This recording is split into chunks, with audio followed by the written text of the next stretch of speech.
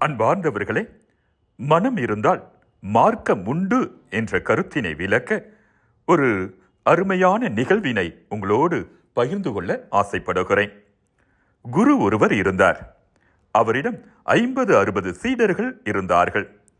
அந்த சீடர்களுள் ஒருவர் ஒரு நாள் குருவை பார்த்து, குருவே, இன்பத்தை தருவது எது, துன்பத்தை தருவது எது என்று கேட்டார்.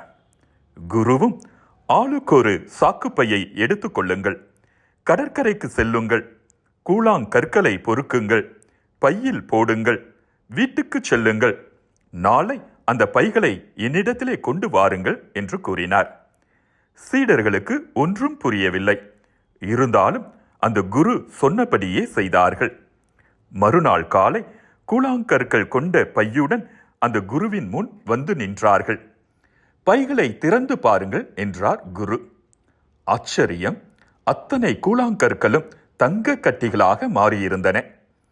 இப்போது உங்கள் மனதில் என்ன தோன்றுகிறது என்று கேட்டார் குரு. அடேங்கப்பா, எவ்வளவு தங்கம்! இதை வைத்துக்கொண்டு நல்ல வசதிகளோடு காலத்தை ஓட்டிவிடலாமே என்று சில சீடர்கள் கூறினார்கள்.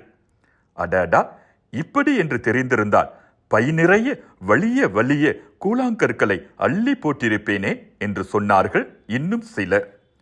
இதிலிருந்து என்ன தெரிகிறது? பொருள்களிலோ நிகழ்ச்சிகளிலோ இன்பமும் துன்பமும் இல்லை. இன்பமும் துன்பமும் மனதில்தான் இருக்கிறது.